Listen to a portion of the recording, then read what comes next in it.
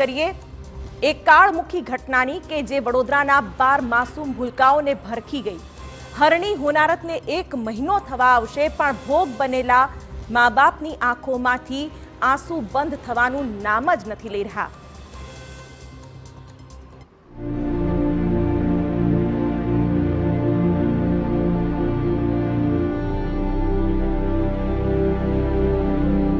TV પર જોશું હવે આપણે કોઈ ટીવી પર જોવાનું છે આ ફોટા જોવાના આપણે કોઈનું જીવ મહત્વનું નથી એમના માટે એમના પૈસા જ મહત્વનું છે આવું જ લાગે છે મને એમને સજા આલો તો જ અમને ન્યાય મળશે નહીં તો નહીં।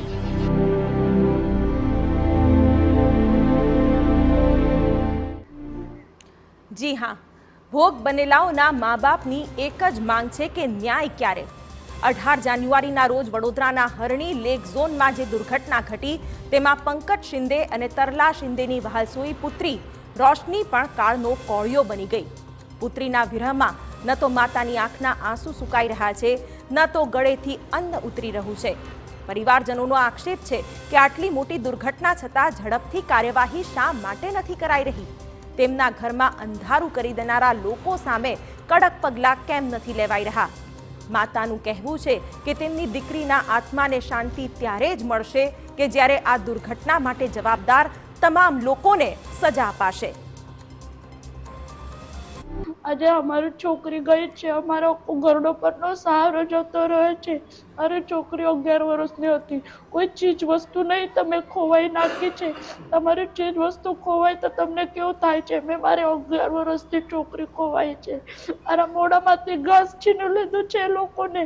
એમને સજા કરો, તમે સજા કરો તો જ મારા આત્માને શાંતિ થશે। મારા ઘરમાં અંધારો કરી નાખે છે એ લોકોને, એમના ઘરમાં અંધારો થશે તો એમને ખબર પડશે। મારા અંદરની આગની આગ બળે છે મારે અંદર। ત્યારે આ સાયકલને જરા નિહાળો। દુર્ઘટનાના 4 દિવસ પહેલા જ આ ગરીબ પરિવારે બચતના નાણાંમાંથી રોશની માટે નવી સાયકલ ખરીદી હતી, પણ હવે આ સાયકલ પર બેસનારું કોઈ ક્યાં છે? પેટી પેક સાયકલ પણ જાણે તેના ખુલવાની રાહ જોઈ રહી છે। તો સમગ્ર ઘટનામાં બાળકીના પિતા શાળાના સંચાલકોને પણ એટલા જ જવાબદાર ઠેરવી રહ્યા છે। 10 છોકરા તો જેકેટ પહેરાવ્યું, બીજા કઈ ગયા તો પૈસા મળે 750 આપણે આ રહ્યું ગોત્રી સિવાસી તમે તઈ નાખ્યું હતું। અમને કે ગોત્રી જવાનું છે, ગોત્રી સિવાસી જવું છે, તમે તો અડધી તળાવ નાખી દીધું, કેમ પૈસા બચાવવા મળે। આજે એક છોકરાની 750 રૂપિયા ફી હતી, એમાં 80 કે 90 છોકરા હતા અંદર। મારી છોકરી પોતે નીચે બેહીને ગઈ છે પૈસા ભરીને, સીટ નહીં આપી। કડકમાં કડક આદેશ થઈ જોઈએ લોકો પર। રોશનીના પિતાનું કહેવું છે કે તે ન્યાય માટે ગૃહ રાજ્ય પ્રધાનને પણ રજૂઆત કરશે અને જીવનના અંત સુધી લડત ચલાવશે। પણ મુદ્દો એ છે કે માતા પિતાની ન્યાયની આ આશા ક્યારે પૂરી થશે?